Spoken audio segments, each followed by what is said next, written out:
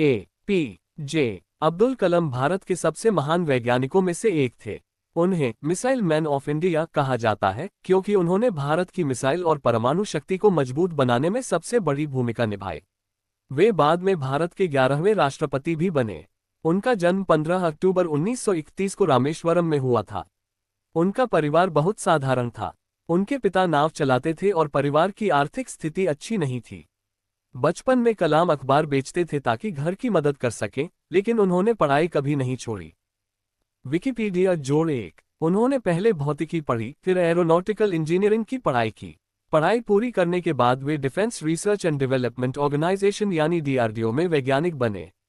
बाद में वे इंडियन स्पेस रिसर्च ऑर्गेनाइजेशन यानी इसरो में गए। वहीं उन्होंने भारत का पहला स्वदेशी रॉकेट और सैटेलाइट लॉन्च व्हीकल बनाने का काम शुरू किया।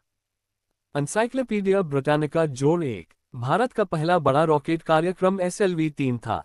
ये वही रॉकेट था जिसने भारत के पहले उपग्रह रोहिणी को अंतरिक्ष में पहुंचाया। इस परियोजना के प्रमुख वैज्ञानिक कलाम थे। 1980 में जब ये रॉकेट सफल हुआ, तब पूरी दुनिया ने माना कि भारत अब अपनी तकनीक से अंतरिक्ष में पहुंच सकता है।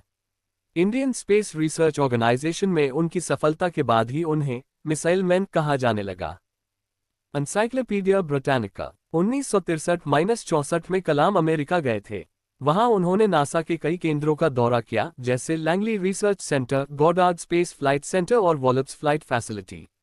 वहां उन्होंने देखा कि अमेरिका किस तरह रॉकेट, मिसाइल और अंतरिक्ष तकनीक पर काम करता है। वे वहां से केवल घूमकर नहीं आए, बल्कि उन्होंने सीखा कि भारत को अपनी तकनीक खुद बनानी होगी, क्योंकि दूसरे देश कभी पूरी तकनीक नहीं देंगे। अमेरिका की यात्रा से लौटने के बाद कलाम ने तय किया कि भारत को आत्मनिर्भर बनाना है। विकिपीडिया। इसके बाद उन्होंने भारत के गुप्त मिसाइल कार्यक्रमों पर काम शुरू किया। उन्होंने प्रोजेक्ट डेविल और प्रोजेक्ट वैलिएंट जैसे कार्यक्रमों का नेतृत्व किया। इनका उद्देश्य भारत की अपनी बैलिस्टिक मिसाइल बनाना था।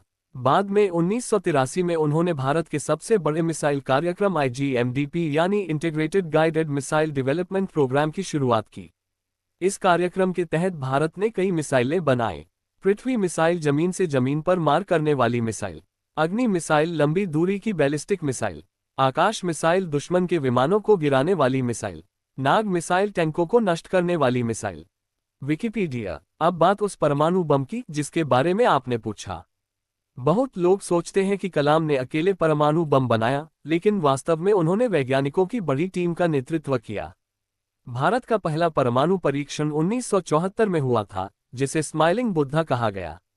उस समय कलाम उस परियोजना में सीधे शामिल नहीं थे, लेकिन उन्हें वहां बुलाया गया था और उन्होंने उस परीक्षण को बहुत करीब से देखा। विकिपीडिया जोड़ 1। इसके बाद भारत ने कई साल तक गुप्त रूप से परमाणु तकनीक और मिसाइलों पर काम किया। 1998 में प्रधानमंत्री अटल बिहारी वाजपेयी ने फैसला किया कि भारत को खुले रूप में परमाणु शक्ति घोषित करना चाहिए। तब A.P.J. अब्दुल कलाम और राजगोपाला चिदम्बरम को इस मिशन की जिम्मेदारी दी गई। यह मिशन राजस्थान के पोखरण में किया गया। इसे पोखरण 2 या ऑपरेशन शक्ति कहा गया। विकिपीडिया जोड़ 1। 11 मई 1998 और 13 मई 1998 को भारत ने कुल 5 परमाणु परीक्षण किए। इन परीक्षणों में परमाणु बम और हाइड्रोजन बम जैसी तकनीक शामिल थी। पहला परीक्षण सबसे शक्तिशाली था। इसके बाद दुनिया को पता चल गया कि भारत अब परमाणु शक्ति बन चुका है।